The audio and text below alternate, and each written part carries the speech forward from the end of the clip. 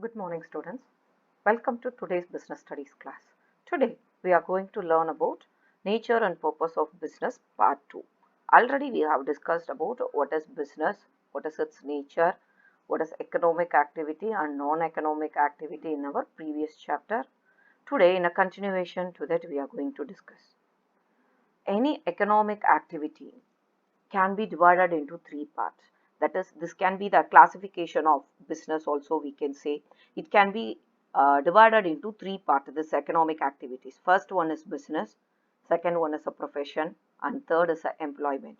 Now we look into what is meaning of business. Already we know that business means it is a proper economic activity which is concerned with a production or purchase or a service in terms of earning profit. For example, farming, banking, own a shop, doing a everyday business, all comes under this business category. Whereas profession, it includes some of special knowledge. It requires some specific knowledge and skill performed by an individual. Not any person cannot be a professional one. They have to develop specific skills for their occupation. Such activities are generally subject to the guidelines or codes of conduct laid down by the professional bodies. For example, if auditor is belonging to the accounting profession and are subject to the regulation of Institute of Chartered Accountant of India, whereas doctor, uh, they have to follow the rules and regulations possessed by prescribed by the Medical Council of India. Lawyers also comes under the profession. They have to follow the code of conduct which is given by the Bar Council of India. So they all have to qualify themselves. They have to specifically develop certain qualities to perform and identify as a professional. Whereas in the case of a third one, employment, it refers to the occupation which people work for others and get salary for that. A simple workers, those who are working in a factory or a shop or related with the day-to-day daily wages in a farming land. So all these comes under the employment. Okay, so they all work towards for the in return of money as a salary for them. This can be even referred as a remuneration or wages. It can be given for the employer to the employees. This is called employment. So the same economic activity can be divided into three parts, that is business and profession and the employment. Now on your screen you are looking the comparison statement of business, profession and employment on the basis of mode of establishment, nature of work, qualification, reward, capital investment, risk, transfer of interest and code of conduct. Whereas the mode of establishment, business is done by the entrepreneur's decision. Those who was going to work, do the business, it is on his or her own interest. Whereas profession, it is a membership of a professional body and a certificate of practice to be given. You could see that whenever you are visiting your doctor, in the consulting room, he is having he displayed his certificate.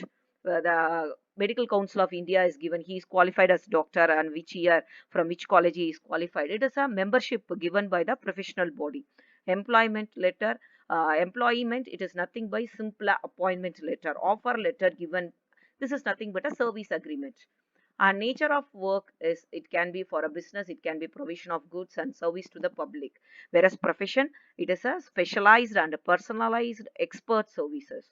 Employment is a performing work as per the service contract or what is directed by his superior, the employee has to follow and work simply. Business require no minimum qualification, and a highly professionally degree holder person also can do a business, or even an illiterate person also can do a business. So there is no minimum qualification is necessary for this.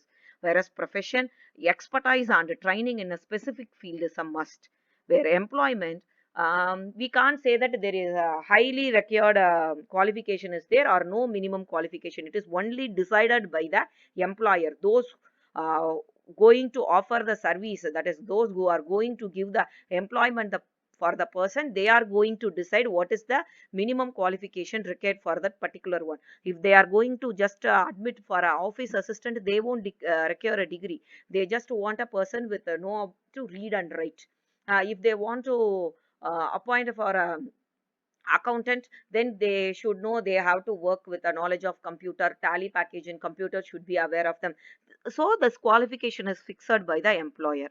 Reward or return. In business we are earning profit, professional we are getting a professional fee, and employment we are getting salary or wages. Capital investment, for a business it is highly required, because depending upon the capital only the business earnings going to be there. So it will be very minimum level to the maximum level according to the entrepreneur's decision. And the profession, there is no limited capital for the establishment. Even with a simple very simple setup, they can professional can work. Employment, no capital required, because we are going to offer the we are going to do the work in a person's organization, which the instruction is given by the employer. So no capital is requirement from the employee side. Risk. In the business, how we are enjoying the profit, at the same time there is a chance of facing the loss also. So profits are uncertain and irregular. Risk is a common one there. Profession fee is generally regular and certain, so very little amount of risk in the case we can say in the profession. Whereas employment, there is no such a fixed risk or a regular risk. We will have a fixed salary, a regular package pattern will be followed there. Transfer of interest. Business have the transfer of possible with some formalities. One type of a business, if he started with a departmental store, there he can expand to attach with a fruit shop, juice shop, and ice cream outlet. It is only depend upon the entrepreneur's interest. Whereas profession, it is definitely not possible, because we said that it is a specialized skill, so he can't simply switch over his profession. And employment, it is also not possible, because we are trained for doing certain job, we have to do that. Code of conduct. In business there is no code of conduct is prescribed by any authorized one. And profession, there is a professional code of conduct is to be followed by their professional body is organized certain codes. In employment, norms and behavior laid down by the employer, and it has to be followed. These are all the comparative, that is we can say similarities and dissimilarities of business, profession and employment. Now we are going to discuss about the classification of business activities. We said that business activities can be divided into three types.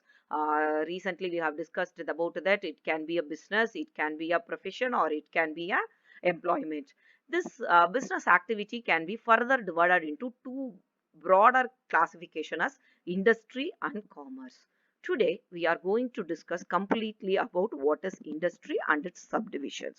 This industry is further divided into primary, secondary and tertiary. Primary industries, by the name itself we can conclude primary means this is the first one we can say. This primary industry is concerned with the extraction of natural resources, reproduction of some living species, all those things. This primary industry is further subdivided into extractive industry and genetic industry. Extractive industries are nothing but to draw out the various products from the natural resources, like mining, fishing, farming, all comes in the category of extractive industries, where we are mining out. In the mining we are mining out many minerals. Okay, in farming we are using that agricultural land, we are using agricultural land, and we are using different types of farms. This all comes under the natural resources, effective utilization of natural resources. Whereas in case of genetic, it involves in breeding and reproduction of plants and animals.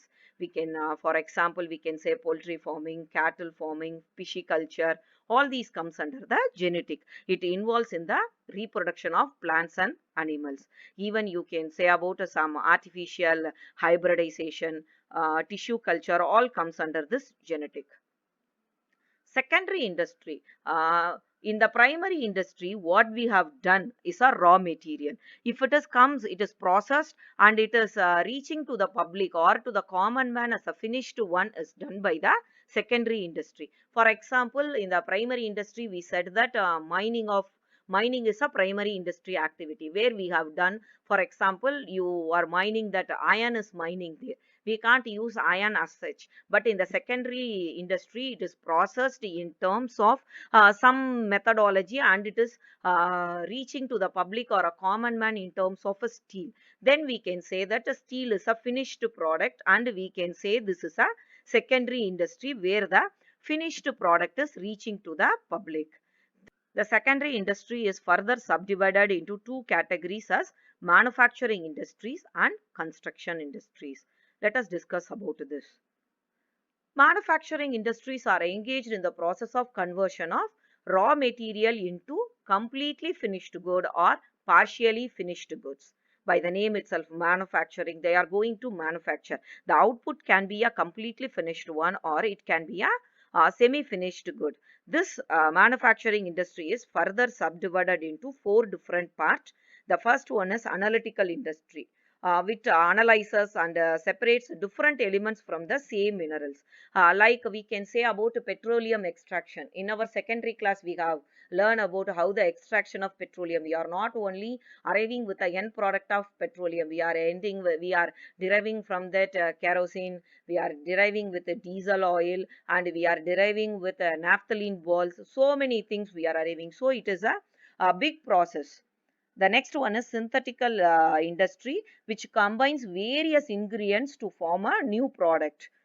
Processing industry, once this all is combined together, so it is a successive stage for the manufacturing of finished product. We can say in terms of sugar industry, where sugar industry started from the agriculture, then it is processed, then many process is doing in the manufacturing. That pulp is taken out and it is used in the wood pulp is used in terms of producing paper in the paper industry. Assembling industry, by the name you can all come to know that assembling of different part to make us a complete finished good. In analytical industry, something is produced, synthetical industry is produced, processing industry is produced something. If all these things are put together, final assembly is done, then a complete finished product is available. For example, we can talk about in terms of a car manufacturing. Don't think that a car manufacturer will always prepare all parts of the car. It will be a assembling unit. They will produce a machine. They have their body design, and the rear view mirror is produced at a different one, and different part to door knobs and the seats, everything is produced in a different industry, and all together it is reaching the assembly unit, and they all assembled together, and we are getting the final finished product of a car. So this is called assembling industry. So you should remember that manufacturing industry is divided into four different one. This four different process also working for the conversion of raw material into partially finished good or a completely finished product. The next one is construction industry. We need not to talk further about this. By the name itself, we know that it is construction. It is the one which is helpful in the developing infrastructure. So it is concerned with the construction of building, common buildings, shopping malls, dams, roads, etc. Engineering and architectural skills are important part of this construction industry. Next is tertiary industries. These are concerned with providing support services to the primary and the secondary industries, as well as activities relating to the trade. So these provide service facilities. So the business activity can be considered as a part of commerce because auxiliaries trade to assist the trade. Next, we will discuss in the upcoming chapters about what is the meaning of auxiliaries of the trade. So this is you have to remember this tertiary industry is nothing but it is the supportive industry for your primary and the secondary industries. Example, transport. Transport is highly required for your primary and the secondary industries. Banking, insurance, warehousing, communication, packaging, advertisement. We can say many list of tertiary industries. So it is a supportive one for our primary and the secondary industry. That's all for the topic of industries. Students, today we have learned about what is the classification of business activities. We learn about what is industry, different types of industries and their subdivisions.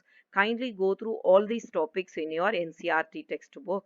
I will catch you in the next part of the lesson. Thank you, children.